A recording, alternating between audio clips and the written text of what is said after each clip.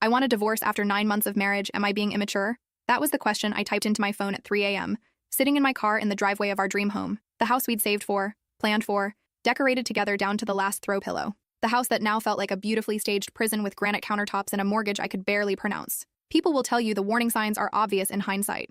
They're wrong. Sometimes the warning signs are so small, so incremental, that you don't notice the walls closing in until you can barely breathe. The changes happen like weather, a degree at a time, until suddenly you're standing in a storm wondering when the sky turned dark.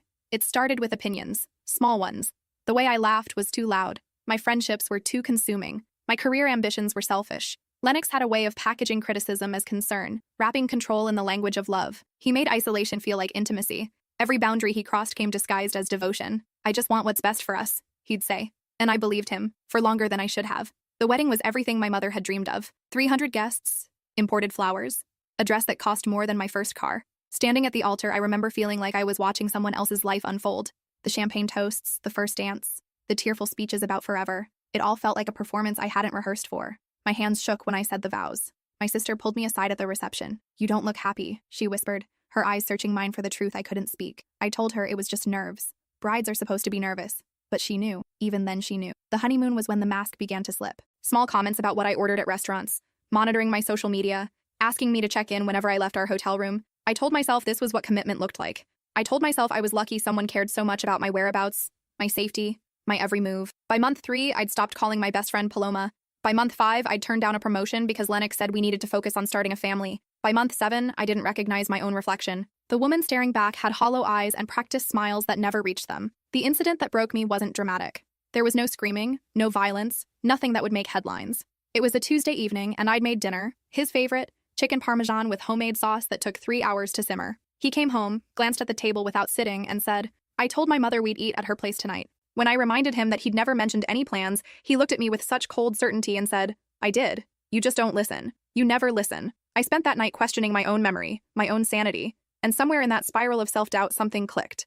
This wasn't love. This was erasure. Piece by piece, I was disappearing into someone else's design. My dad called the next morning just to check in. I couldn't speak. The silence stretched so long he finally said, "Whatever it is, you can come home." Those 6 words undid me completely. I've spent the last 2 weeks gathering evidence. Bank statements, screenshots, a journal of every time he's made me feel small, crazy, invisible. My therapist says I'm doing the right thing. My lawyer says I have a solid case. But yesterday, everything changed. I was packing a bag, preparing to leave while Lennox was at work, when I found something in his desk drawer. A folder, hidden beneath old tax documents and expired warranties. Inside were photographs, dozens of them, of me, taken without my knowledge, at the grocery store, at my office, walking into my mom's house. Pictures from angles that meant someone had been watching, following, documenting my every routine. And at the very bottom, a single piece of paper with a name and address I'd never seen before. A man named Corbin Watts.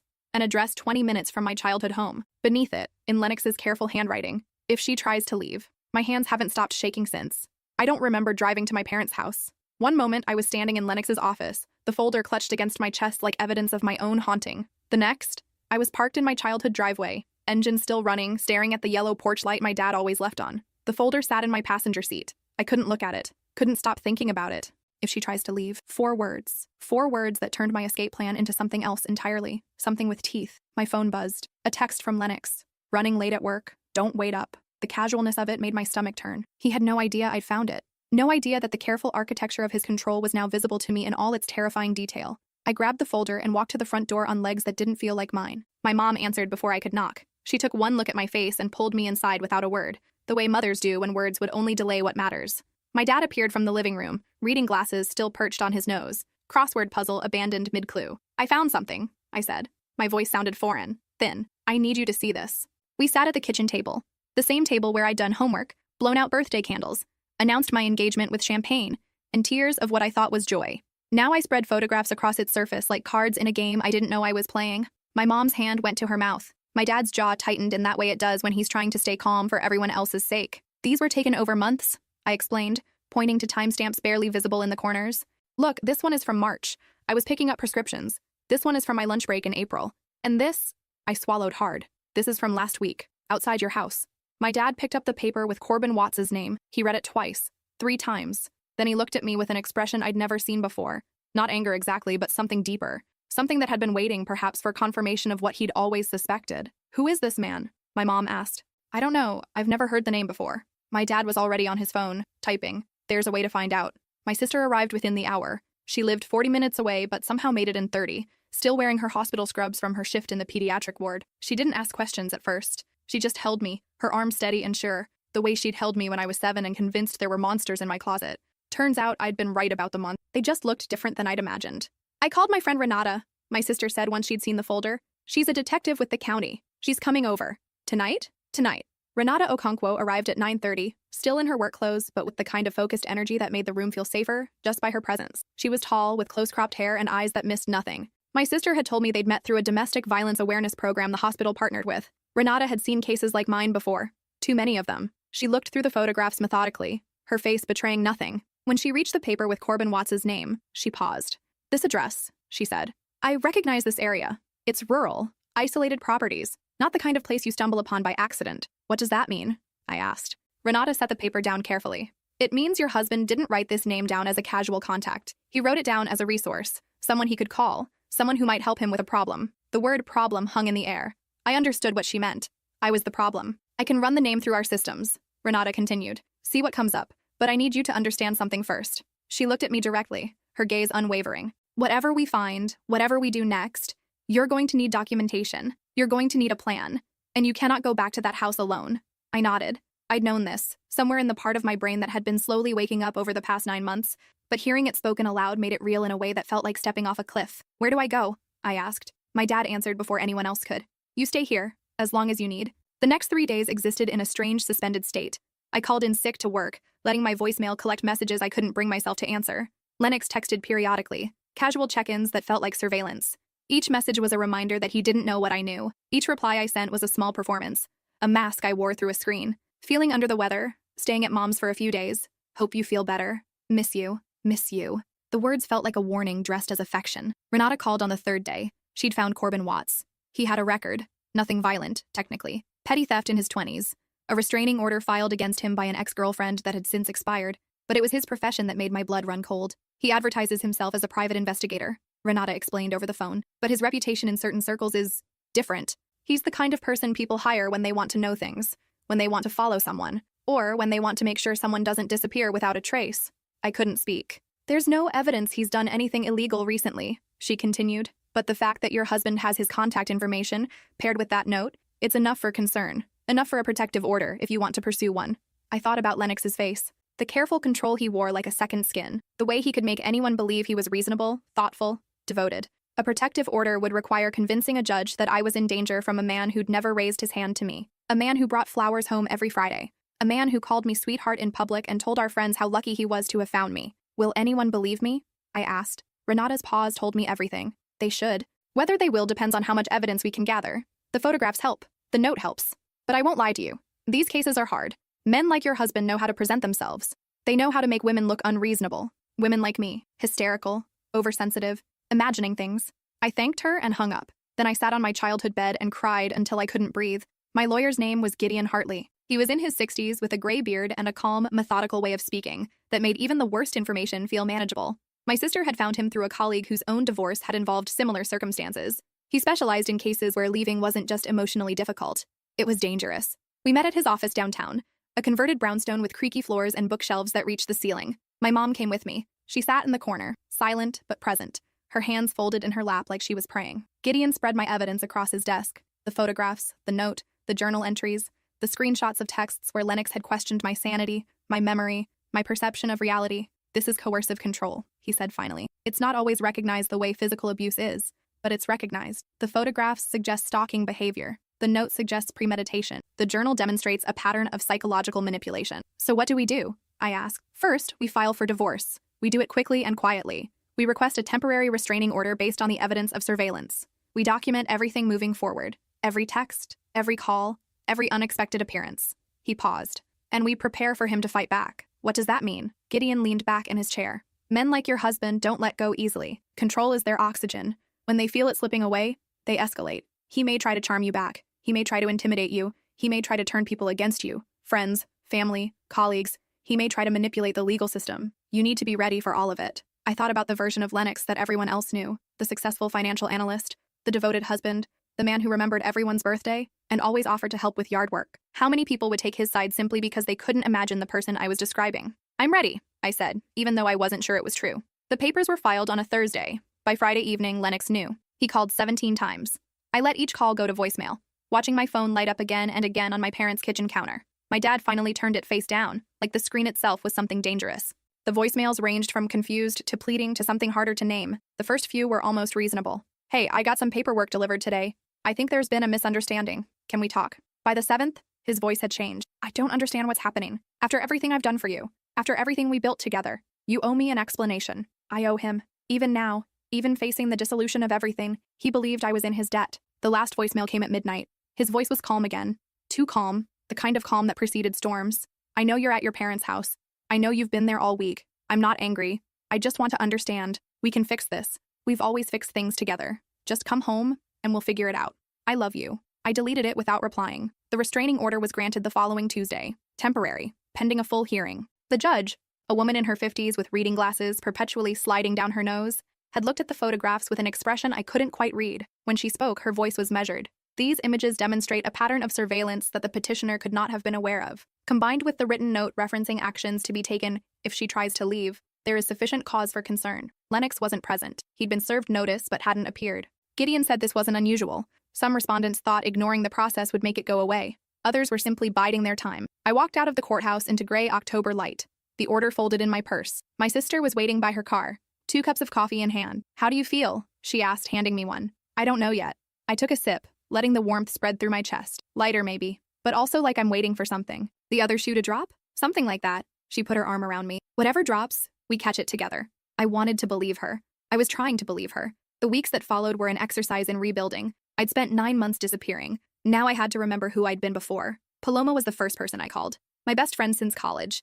The woman whose calls I'd stopped returning because Lennox said her influence was unhealthy for our marriage. She answered on the second ring. "I was wondering when you'd come back," she said. No accusation in her voice, just relief. We met for dinner that weekend at our old spot, a Thai restaurant with sticky menus and the best pad see ew in the city. She listened while I talked. She didn't interrupt, didn't offer advice, didn't try to fix anything. She just let me speak. The first time in nearly a year someone had done that without an agenda. "I'm sorry I disappeared," I said finally, pushing noodles around my plate. "You didn't disappear. You were taken." She reached across the table and squeezed my hand. "There's a difference. And you found your way back. That's what matters." I called my boss next. The promotion I'd turned down 6 months ago had been filled, of course. But there was a different position opening up. Slightly different responsibilities, same salary band. She told me it was mine if I wanted it.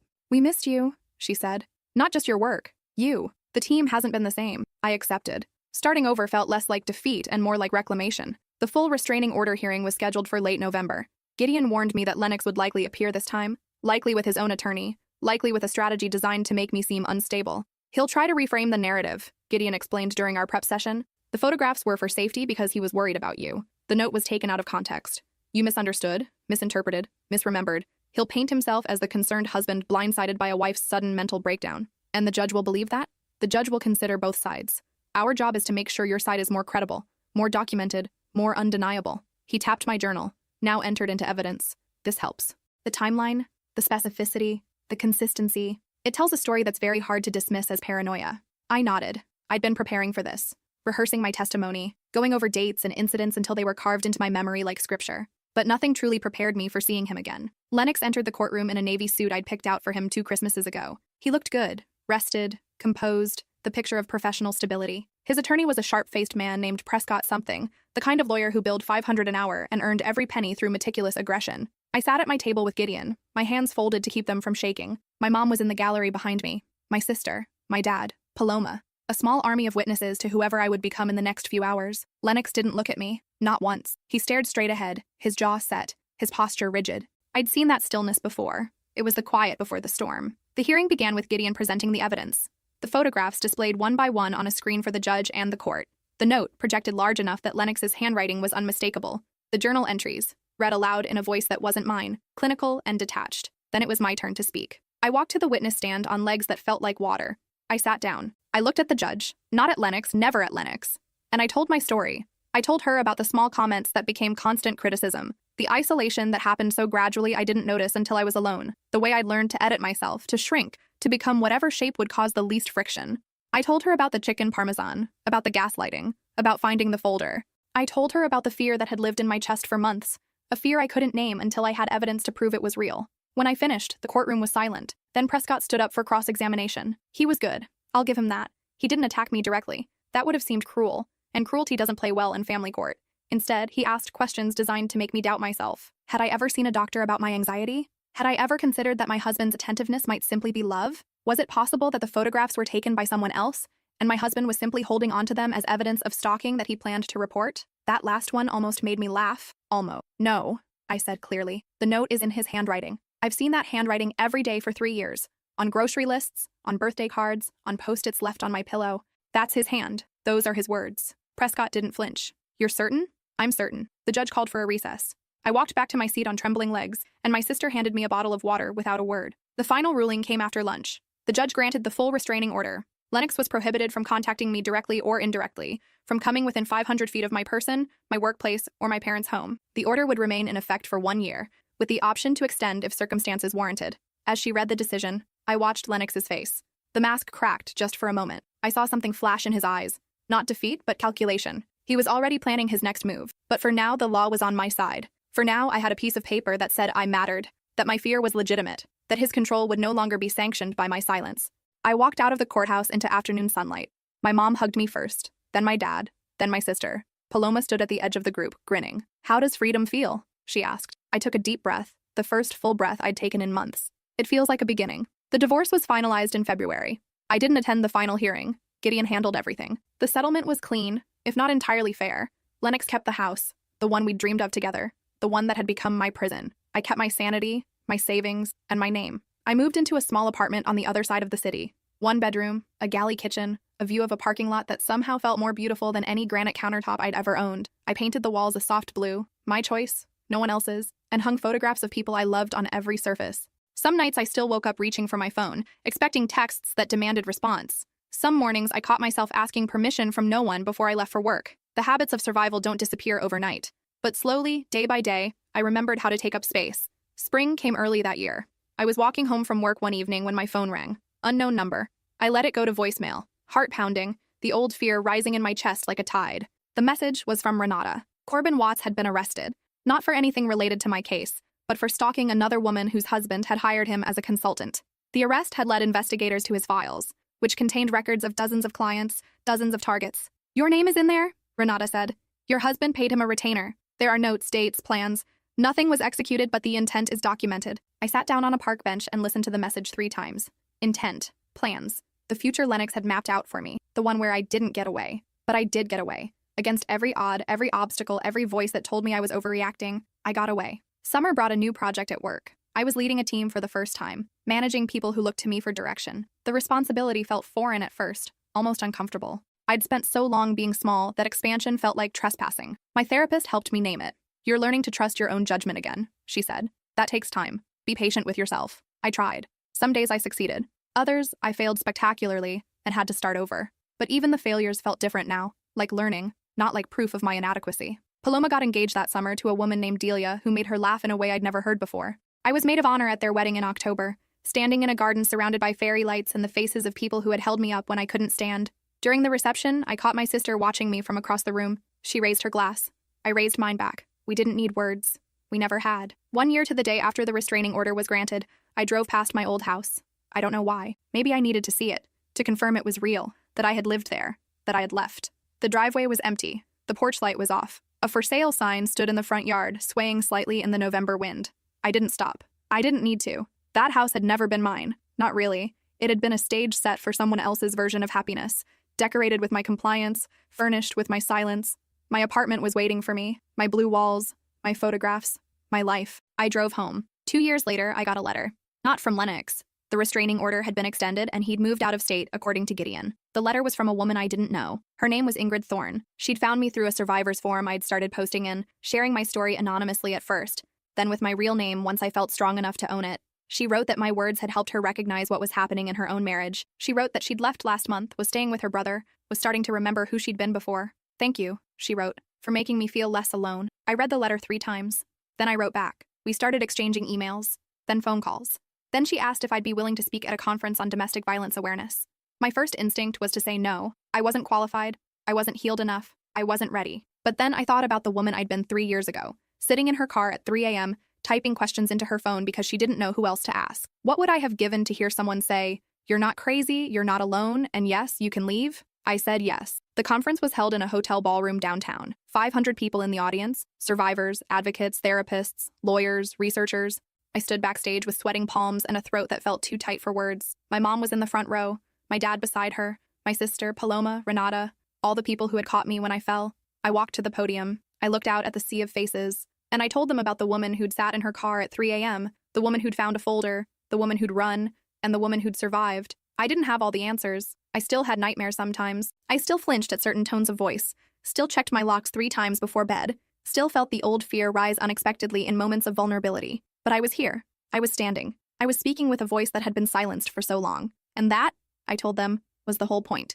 Not triumph, not perfection, just survival. Just the stubborn insistence on existing when someone had tried to erase you. Just the slow, difficult, beautiful work of coming back to yourself. I still have the folder, not the original. That's in evidence storage somewhere, part of a case file that will eventually be archived and forgotten. But I made copies before I turned it over. The photographs, the note, the proof of what was planned. Sometimes I take it out and look at it. Not to relive the fear, but to remember how far I've come. The woman in those photographs, followed, watched, documented. She didn't know she was being hunted. She didn't know her routine had been mapped, her exits calculated, her every move recorded for someone else's use. But she's the one who found the folder. She's the one who ran. She's the one who rebuilt a life from the rubble of someone else's design. I don't know what would have happened if I hadn't opened that desk drawer. I try not to think about it. The what-ifs are a trap I can't afford to fall into. What I know is this. I typed a question into my phone at 3 a.m., and somewhere in the asking, I found an answer. I wasn't being immature. I was being brave. And sometimes bravery looks like leaving a house with granite countertops and a mortgage you can barely pronounce. Sometimes it looks like sitting in a driveway with your hands shaking and your heart breaking and your whole future uncertain. Sometimes it looks like choosing yourself when everyone else has taught you that you shouldn't. I chose myself, finally after everything, and I'd do it again.